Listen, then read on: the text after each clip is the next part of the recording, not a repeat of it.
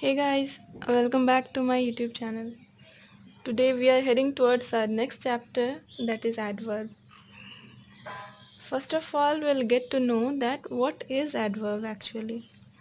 An adverb is a word which modifies the meaning of a verb, an adjective or another adverb or a preposition or a conjunction. मतलब adverb किसी भी verb, adjective, किसी दूसरे adverb, एक preposition या conjunction की विशेषता बताता है। अब हम बारी बारी से पढ़ेंगे कि एडवर्ब का यूज़ कैसे होता है जब वो वर्ब को मॉडिफाई करता है, जब वो एडजेक्टिव को मॉडिफाई करता है या फिर एडवर्ब या प्रीपोजिशन या कंजंक्शन को मॉडिफाई करता है। तो सबसे पहले है when adverb modifies a verb. The first example is he runs fast. वह तेज़ दौड़ता है।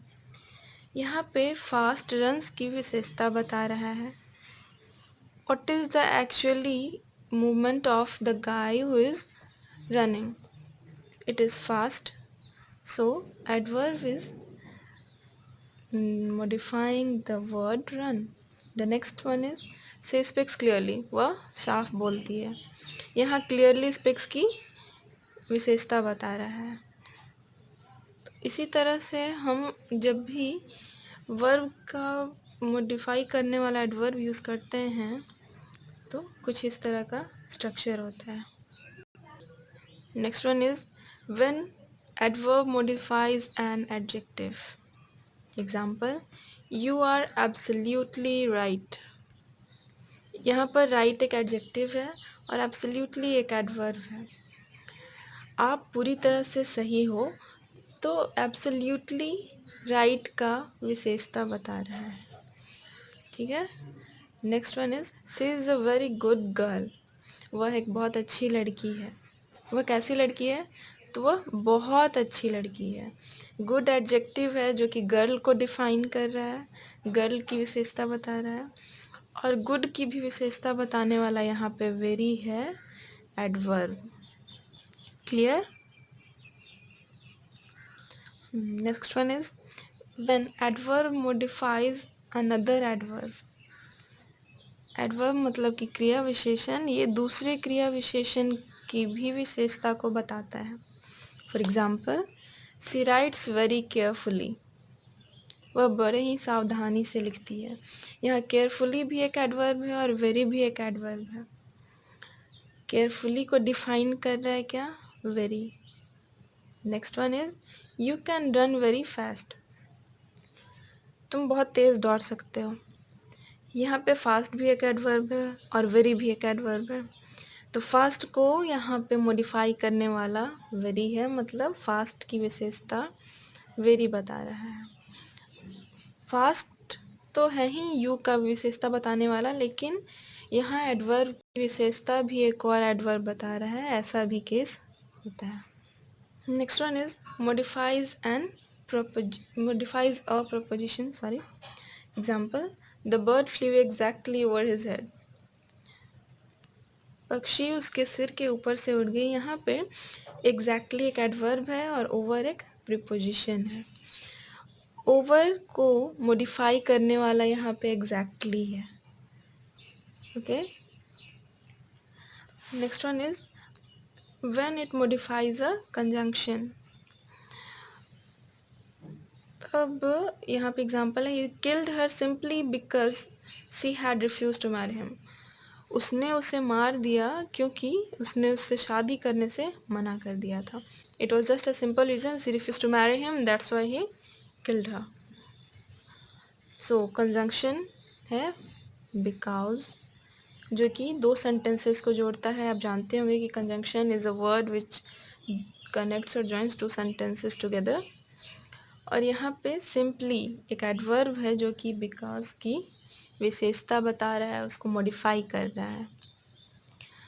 तो अब तक हमने देख लिया कि किस तरह से एडवर्ब दूसरे एडवर्ब को, प्रीपोजिशन को, कंजंक्शन को या फिर एडजेक्टिव को मॉडिफाई करता है।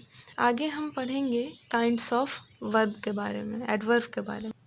सो there are 6 kinds of adverbs and we are going to read them simultaneously. And the first one is adverbs of time. Adverbs of time के examples क्या क्या है? Today, yesterday, last month, ago, presently, late, lately, recently, etc. Now let's use them into sentences. Examples are there. I heard this before. मैंने यह पहले भी सुना था. Before adverb of time है एंड उसे हम सेंटेंस में लाइक दिस यूज़ करते हैं. The second one is that day he arrived late. उस दिन वह लेट आया था. लेट एडवर्ब ऑफ टाइम है. Okay, you can see it here. He comes here daily. वह यहाँ रोज़ आती है या रोज़ आता है.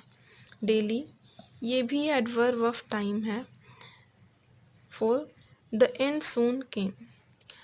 अंत जल्द ही आ गया. soon, it's also the adverb of time. यहाँ before, late, daily, soon हमारे टाइम को बता रहा है.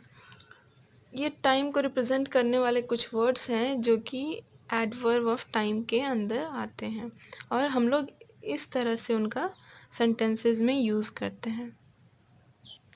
Now let's move on to the next type.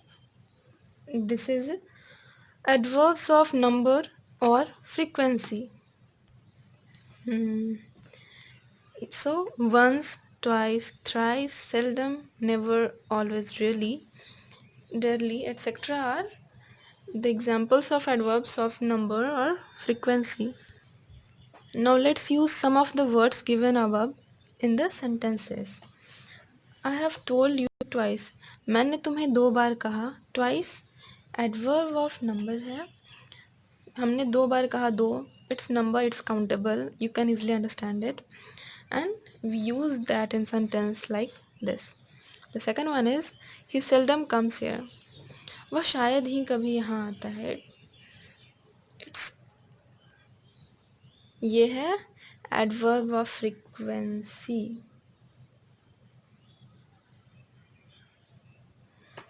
ये है adverb of number.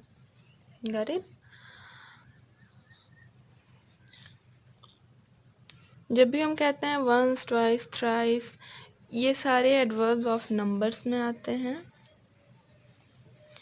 seldom, never, always, rarely, ये सारे adverb of frequency के examples हैं. Clear? Now the third kind of adverb is adverb of place, and the few words are here. Here, there, in, out, away, indoors, far, near, where, from where, etc. ये सारे words adverbs of place के लिए use किए जाते हैं. Adverb of place मतलब आप क्या समझ रहे हो? किसी भी जगह को डिफ़ाइन करने के लिए हम जो भी वर्ड्स को यूज़ करते हैं वो एडवर्ब ऑफ प्लेस में आएंगे. तो here, he is sitting here, he is going there, ये तो आखिर हम किसी प्लेस को ही डिफ़ाइन कर रहे हैं इन वर्ड्स के थ्रू. एग्जाम्पल सेंटेंसेस में इनको हम कैसे यूज़ करते हैं? मैंने 2 एग्जाम्पल्स अभी आपको दिए और भी एग्जाम्पल्स देखते हैं. ही लुक्ड अप, उसने ऊपर की ओर देखा. स्टैंड हियर, यहीं पे खड़े रहो. कम इन, अंदर आ जाओ. इन तीनों में ही हम किसी लोकेशन के बारे में, किसी जगह के बारे में डिस्कस कर रहे हैं. I hope you have got what is adverb of place. Now let's move on to the next kind, that is adverbs of manner. Thus, so, badly, carefully, fluently, fast, etc. These are adverbs of manner. Manner क्या होता है? The way we do our any work is our manner. हमें school में भी कहा जाता है hey, your manners are not good. अगर हम कुछ गलत करते हैं तो, या फिर अगर कोई बच्चा 6 क्लास में है तो टीचर्स अक्सर कहते हैं he is a good mannered child. तो इसी तरह से यहाँ मैनर को डिफ़ाइन करने वाले वर्ड्स दिए गए हैं. केयरफुली, फ्लुएंटली, बैडली, दस, सो, फास्ट, एट्सेट्रा. अब हम इन वर्ड्स को सेंटेंसेस में यूज़ करेंगे. Govind reads clearly. गोविंद साफ साफ पढ़ता है. You should not do so. तुम्हें ऐसा नहीं करना चाहिए. Thus only will you succeed. तभी तुम सफलता पाओगे। यहाँ जो ये तीनों वर्ड्स का हमने सेंटेंसेस में यूज़ किया है, ये बता रहे हैं कि किस तरीके से हमने इन कामों को किया है, मीन्स हमारे मैनर को बता रहे हैं। So next one is adverb of quantity, too, very, much, enough, completely, partially, fairly, rather, far, etcetera. ये सारे वर्ड्स एडवर्ब ऑफ क्वांटिटी को रिप्रेजेंट करते हैं। अगर हम कहते हैं अरे बहुत ज़्यादा हो गया, कम है, हाँ ठीक ठाक है, ये सारे वर्ड्स क्वांटिटी को ही रिप्रेजेंट करते हैं। इनका हम सेंटेंसेस में यूज़ करेंगे तब ये ज़्यादा क्लियर होगा। The first one is I am rather busy, मैं व्यस्त हूँ। यहीं पे मैं आपको एक और बात बता दूं कि रैदर का यूज़ पॉजिटिव या फिर कंपैरेटिव डिग्री के साथ ही होता है, सुपरलेटिव डिग्री के साथ नहीं यूज़ होता है। Next one is he is as tall as Ram, वह राम के जितना ही लंबा है। यहाँ कंपैरिजन हम कर रहे हैं राम और वह, इसके बीच में। ही वॉज टू केयरलेस, वह बहुत ही केयरलेस है। यहाँ पे इन तीनों ही वर्ड्स रैदर, एज और टू, इन तीनों ने ही क्वांटिटी के बारे में बताया है।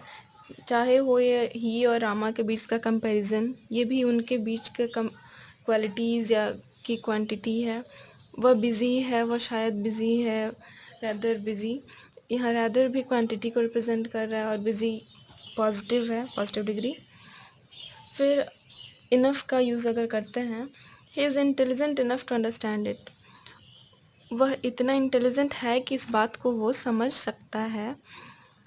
तो enough is quantity, which is adverb of quantity, and it's used in the sentence like that. So what's your work? Please try using the other words in sentences, and if you can, then write me down in the comment section. I'll check that out. Okay, let's move on. Now the last one is adverb of affirmation or negation. Yes, no, surely, certainly, not, etc. Adverb of affirmation